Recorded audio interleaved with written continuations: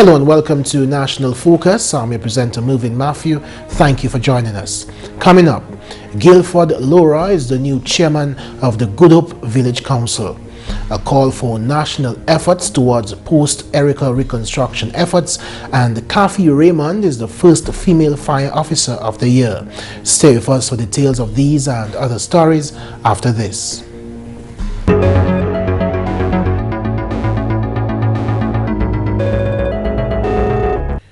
Thank you for staying with us. The Honorable Minister for National Security, Raymond, believes that all nationals should play their part to rebuild the country post-tropical Storm Erika. Honorable Blackmore represented the Honorable Prime Minister Roosevelt Skerrit at the third inaugural meeting of the Good Hope Village Council on Wednesday. We have to see this reconstruction effort as a national project, which is going to require the participation of all of us, from the local level and from the central government level. And that therefore, we cannot be distracted by rumors and allegations. We must therefore see it as a national undertaking to build this country back better for ourselves and for our children. If we fail to do that, we'll be leaving a legacy of hopelessness for our children and our children's children. There is no other important undertaking but to build back this country better for all of us, my dear friends. 8 councillors were sworn in on Wednesday to manage the affairs of the Good Hope Village Council for the next 3 years. The official ceremony was held at the Resource Centre and was attended by His Excellency the President of Dominica, Charles Savre, and Mrs. Savre, members of Cabinet, and scores of residents of that community. At the helm of the newly sworn-in council is Chairman Gilford Laurent. I must tell you that I am very much overwhelmed by the level of trust and confidence that you have displayed in me. Thank you very much. I wish to assure you that I will continue to do my best, as I have been doing in the past, as I have done, I've already done. I will continue to do my best to ensure that our village receives the highest level of representation needed for growth and development. Laura articulated some of his plans for that community. The council, under my leadership, will reintroduce the adult education program, whereby adults in the community can be given the opportunity to continue their learning and improve their chances of making better lives for themselves and for their families.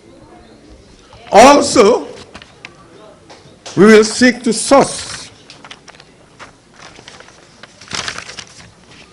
assistance from organizations such as the DYBT and others to host skills training programs for both our young persons and other persons in the community. The Honorable Minister for Social Services, Family and Gender Affairs, Catherine Daniel, commended the newly sworn-in councillors and encouraged them to adopt an attitude of team spirit and cooperation with residents of the community. As leaders, you will be looked upon as examples, not only by people within your communities, but also by the wider population. It is my understanding that you already enjoy the cooperation of the residents of Good Hope. They have been working very well with you. The residents of Good Hope, that's the only residents you serve. You serve them very well from what I listened to here this afternoon. Build on this. Involve them in all your plans and in your decision making. It's not a council affair, it's a community affair. Listen to their advice and also guide them accordingly. Give them correct information, because the slightest twitch in an information that's not correct can create a lot of problems. So guide them accordingly. The Honorable National Security Minister Raymond, who represented the Honorable Prime Minister at Wednesday's meeting, reminded the councillors of the importance of their new roles in the community. You have presented yourself to represent people, and you must therefore see service to community as your mantra. And you are going to be seen as the leaders. So when you declare a day for community service, you must lead from the front. And then the example set will determine the level of community support you get in your various undertaking. The Honourable Parliamentary Representative for the Casabruce constituency, Johnson Drago, had a message of reassurance for his constituents. Let me make one thing clear, that my mission as PAREP has always been, and it will continue to be, the protection of the people of my constituency, from Casabruce to Pedisupwe. More so, the Good Hope to Pedisupwe area, which, as we all know, are very vulnerable areas. And of course, I will continue to take decisions in the interest of the people and to protect the welfare of the people. The Good Hope Village Council was first inaugurated in 2010. In other news, Dominica's aging population is impacting the Dominica Social Security's ability to meet its obligations to pensioners through contributions. A discussion with Deputy Director of the DSS, Augustus Etienne, revealed that the dwindling working population has resulted in the DSS paying out more than the contributions received on a yearly basis. The ratio has been dwindling over time, and it is projected that it will continue to dwindle to a point where probably we'll have one and one half persons working to support the payment of, it used to be like 50 workers to one pensioner. The situation is dwindling gradually. Where we will have a negative number of persons working to support payment to pensioners. People living longer, we have an aging population, people are having fewer children as well, and migration as well. A lot of our people are not here, they're living and they're going overseas, and they are not here to work to contribute to the system. However, the DSS has been proactive and consistent. Projections and recommendations over the years have led to institutions seeking other means of financing. Etienne says the institution is indebted to Dominicans who have worked and paid contributions. He says the DSS is committed to fulfilling its obligation. Important to the proper function of the system is investments, because monies you do not need or monies that you do not utilize right away to pay benefits and to meet the cost of administration have to be invested to generate returns so that the fund can continue to grow. But investments in the present climate are not very attractive, and the opportunities are just not there, or the interest rates are very low. So even that is so, we still have to continue to invest, and we do have investments all now, so which in fact are subsidizing the payment of benefits even now. As I said, the amount of contributions we collect on an annual basis is not sufficient to make the benefit payments that we're making in the year. So as we collect in contributions, we pay in benefits. Now we have reserves, we have investments, so we can get the returns on those investments to subsidize the payments of those benefits. And if you're not collecting sufficient contributions to meet the cost of benefits now, it doesn't mean that it means you do have extra to even invest. But because you had past investments that continue to generate returns, you can use that. So you have to do whatever you can to ensure that the fund can continue to grow. The Dominica Social Security will this year celebrate its 40th anniversary. The Honourable Minister for National Security is quite satisfied with the Fire and Ambulance Department, so much so that he spoke candidly with officers at a press conference on Wednesday. According to Minister Blackmore, fire officers do greater work than just fight fires. Caring for the sick, ensuring that we can respond quickly to emergency calls, to transport people from the various hamlets and localities throughout the country to the health centers, to the hospitals. And that is why I have the greatest respect for persons who wear uniform, including the fire officers, because the work you do can only add value to our lives. You serve humanity when you dress every day and show up for work and respond to calls with the highest degree of diligence. He feels that the partnership between his ministry and the fire department has wrought an abundance of improvements to the work and lives of fire officers. Just after my appointment as the Minister for Justice, Immigration and National Security, I met with the general membership of the fire department. And then, although most of the issues that were brought out at that meeting supposed to reside at the administrative level. Persons who were wrong for a number of years as temporary officers. I'm very happy this morning that most of those outstanding issues, insofar as the appointment is concerned, are being addressed. And I think that is important because we have to ensure that the condition of work at all times is conducive for you to exist. And then if you're not happy, it means that your morale will be impacted in a negative way. Since then, Minister Blackmore says things have drastically changed. I've seen men willing to work. I've seen women willing to work. And we must continue in that regard, my dear friends. Currently, 28 officers are being trained in aviation firefighting, while the department prepares to add a new crop of 21 fire officers to the team. The Honorable Minister says he is focused on the task at hand to equip fire officers as far as necessary to do the best job possible. That includes an additional ambulance for the Portsmouth district. Minister Blackmore's statement to fire officers included advice to perform the tasks, but not for themselves. Sometimes when you look at our lives and to realize that some of the things that we experience, Erika should have taught us a lesson. That in a matter of minutes and hours, all the fortunes that you have accumulated on earth could have vanished or can vanish. It says something to us that the work that we do now is not for us. It is for those to follow. And therefore, we cannot be selfish and think only about ourselves. The fire department that you build today will determine the fire department that officers after you inherit. You therefore have an obligation to leave a legacy of prosperity and hope for those to follow.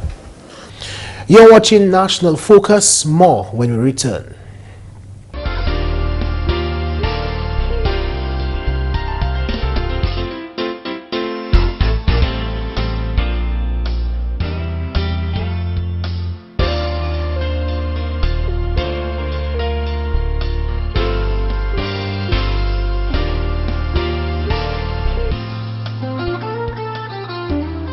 Wash your hands. I am Adora Tuse, health educator from the Ministry of Health.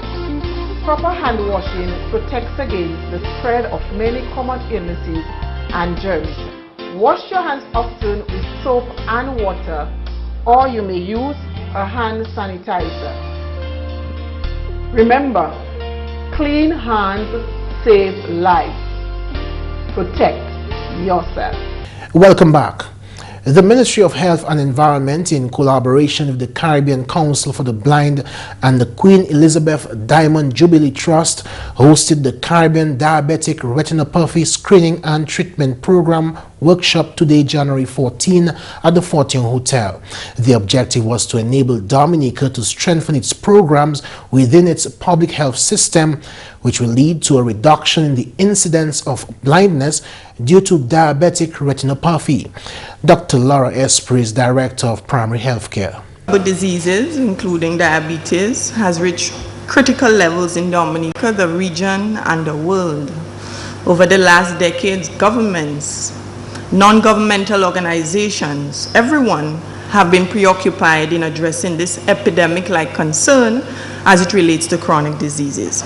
As a society, we should be concerned with the proper management and control of diabetes and its many complications. We recognize that diabetic retinopathy is one of these complications that can lead to blindness, which is permanent disability. We are here today to discuss the how, the what, all these factors that can be done to strengthen what already exists. Why? Because we already have a beautiful foundation.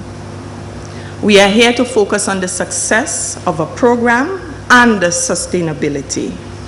And we are here because we all recognize the importance of how diabetes affects our population and the importance of having a whole day dedicated to diabetes retinopathy. A CEO for the Caribbean Council of the Blind, Avril Grant, commended the government of Dominica for leading the way in the advancement of diabetic retinopathy screening. Dominica has played a unique role in advancing the business of screening for diabetic retinopathy for more than 10 years now. Actually, Dominica produced the first pilot in the Caribbean, and it is that pilot which began more than a decade ago under the leadership of Dr. Hazel Shillingford Ricketts that produced the technical template on which we have been able to persuade the Queen Elizabeth Diamond Jubilee Trust and indeed the other international partners to join with us in beginning a slow but deliberate march toward ensuring that every country in the Commonwealth space, in the CARICOM space, has a strong screening, referral and treatment program. That's the context. Grant emphasized the significance of the threat of diabetic retinopathy. Diabetes is a profound and significant threat to human civilization. More than 350 million persons around the world have diabetes. And of that number, close to 105 million, or 30% of them, have some degree of retinopathy, some effect on their ability to see. And in the context of that 105 million, another 20% or about 21 million of these persons could benefit from some type of laser intervention to help them prevent the inevitability of blindness if they don't get treatment. That is the scale of the problem that we're trying to resolve and fix in the Caribbean, but part of the wider global space. Grant says that the prevention of blindness caused by diabetes should be a top priority.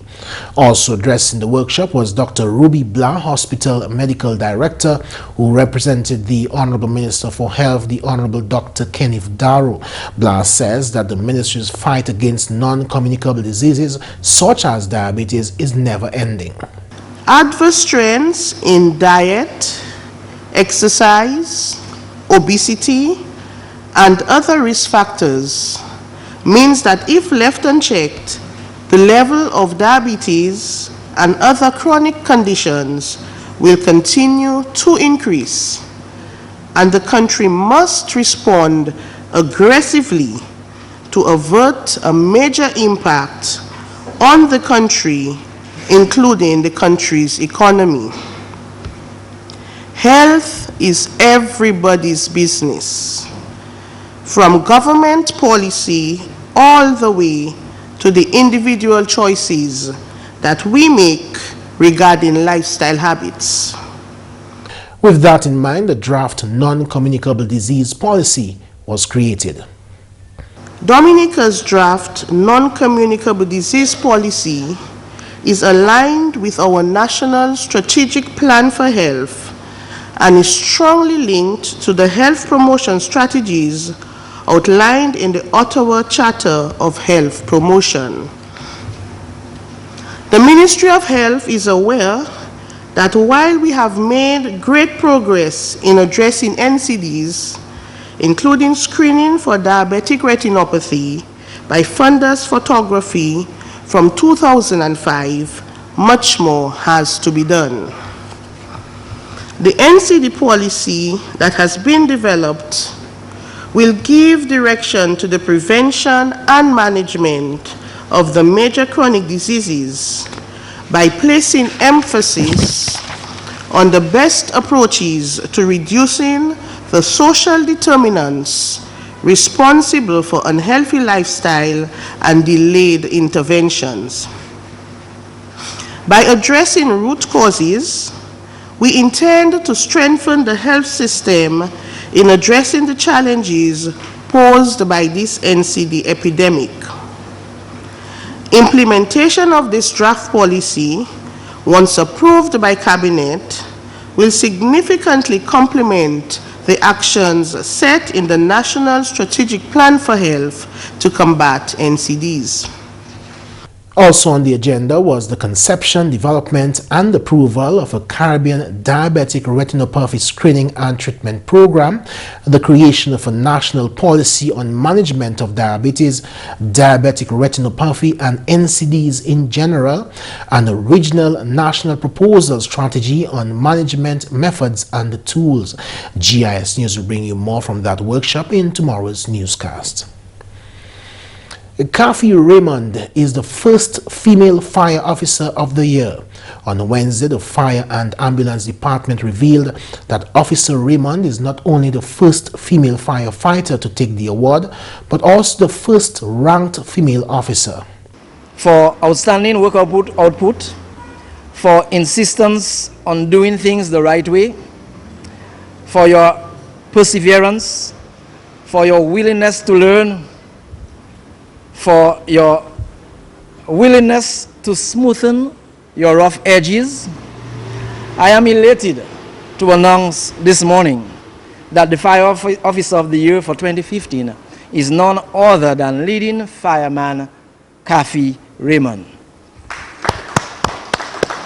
Meantime, the Honorable Minister for National Security, Raymond Blackmore, is so thrilled by Raymond's achievement that he immediately stated his position and made a case for gender equality. I'm very elated that today in 2016, that the outstanding officer can be a woman. It demonstrates, therefore, that women are equally competent to work well in a certain occupation, and that we have departed from the Stone Age of believing that to be a fire officer or to be a police officer, you have to be a man. We have to depart from that male-ordered concept that certain occupations belong to man or woman. I believe with application, commitment, and diligence, anybody, be it a man or a woman, can do what he or she wants to do. And I think we as a government must ensure that we have an environment which encourages all and sundry, notwithstanding your gender, to enter to the labor force and perform any task he or she wishes to do. And I feel that is the right direction that we ought to be heading to in 2016 and beyond. In other news, Drug Prevention Officer for the North and the Northeast has called for a nationwide effort to curb the incidence of drug abuse. George, speaking at a discussion hosted by the Drug Abuse Prevention Unit on Wednesday, explained that while the unit continues to educate nationals about the ill effects of drug abuse, achieving success in that regard will depend on the support of all nationals. The important thing, that lesson to be learned here, is that it is not only the 5 staff members of the unit. It's a holistic approach to the problem of drugs in this nation. Right. If we want to see a turnaround in our young people, if we want to see a better society free of drugs, if we want to see our young men and women grow to be successful men and women, great identities, great name attached to them, do things for themselves, if we want to see our community safe, again, we have to take it on board, every one of us. Without drugs, we have to come and realize it affects us indirectly, directly, and we need to get on board. We need to every one of us, and implement, go home, so sit be down. Proactive. We need to be proactive rather than reactive. Yeah, about the whole issue. Meantime, Director of the Drug Abuse Prevention Unit, Jacinta Barnett, fully endorses judges' comments. In her remarks at Wednesday's discussion, she made special reference to the role of the family. You find in a home, one on a phone, one on a tablet, one watching TV, so there's a disjoint. Yes. And I think, I don't know if family have meal times. I mean, when we were growing up, you had a time for dinner, everybody did dinner, whether it was on the step everybody at the place sitting and eating, but one person at 9, one at 10, one at whatever time. So I think that there's a breakdown somewhere, and I think children are not getting the kind of support that they need, because everybody seems to be doing their own thing within the household. Mother doing her thing, father doing his thing, children doing their own thing. And I think that's where a lot of the problem lies. The Dominica Social Security is advising pensioners, whether age, disability, invalidity, survivors or death, that between January and March 2016, life certificates are to be filled for continued payments of benefits. Deputy Director Augustus Etienne gave the advice in an interview with GIS News earlier this week. The forms are being prepared and they need to call in at our office here in Roseau in Portsmouth. For those who are receiving their pensions at credit unions in the rural areas, those forms are going to be sent to those credit unions so that when they go to transact business, they can have them administered right there and they will return them to us so that the benefit payments can continue. If we do not receive those forms from them after the 31st of March, their payments will be suspended until we hear from them, because the intention is to certify that people are alive and getting their payments, because you do not want to be making payments to people who are no longer around. And if we do not hear from them, we presume you are dead until we hear from you, and then we reinstate the payment. We leave you now with a few announcements. The government of the Commonwealth of Dominica is creating a national database of residential properties available for rent in an effort to assist families displaced by Tropical Storm Erika. All homeowners and agents are hereby invited to register with the Ministry of Social Services, Family and Gender Affairs by contacting telephone numbers 266-3205 or 266-3249 between Monday and Friday, 8 a.m. to 4 p.m. or email forrent@dominica.gov.dm. Registration ends on February 15, 2016.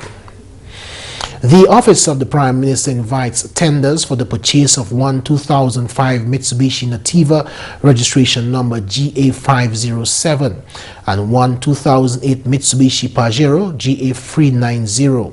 The vehicles are located at the police compound in Monbrose. Tenders are to be submitted in sealed envelopes and clearly marked tender for the purchase of vehicle and addressed to the Secretary to the Cabinet, Office of the Prime Minister, 6th floor Financial Center, Roseau. Applications are invited from suitably qualified persons to pursue studies in the People's Republic of China Scholarship Program 2016 towards bachelor's, master's and doctoral degrees. Applicants seeking bachelor's degrees should be between the ages of 18 and 25 and should have attained high school diplomas. For master's degrees, ages between 18 and 35 with a bachelor's degree. For doctorate, between the ages of 18 and 40 with a master's degree. Interested persons should submit an application to the Ministry of Education and Human Resource Development together with the following documents: 2 certified copies of highest diploma, 2 notarized copies of academic transcript, 2 copies of foreigner physical examination form, 2 letters of recommendation from professors or associate professors required for higher degrees, a study plan or research proposal, minimum of 200 words for undergraduates and 800 for graduates, a CD of own works from applicants for music, a CD of own works including 2 sketches, 2 color paintings and 2 other works from applicants for fine art programs. Deadline to submit application is February 29, 2016. And that's the news. Coming up next, your tip of the day. Enjoy life and do what you love. Don't add alcohol and drugs. Learn how to enjoy life and the people in your life without adding alcohol or drugs. Alcohol and drugs can change who you are, limit your potential, and complicate your life. Too often, I'm bored is just an excuse. Get out and get active in school and community activities such as music, sports, arts, or part-time job. Giving back as a volunteer is a great way to gain perspective on life. And that's all for this edition of National Focus. We always welcome your suggestions and comments. Drop us an email at gis@dominica.gov.dm or visit our website news.gov.dm. Like our Facebook page, facebook.com/GIS News Dominica, and follow our Twitter at GIS Dominica. You can also catch up on past National Focus newscasts on our GIS Dominica YouTube channel. From all of us here on the GIS News production team, I'm Mervin. Thanks for watching, and join us again next time for National Focus.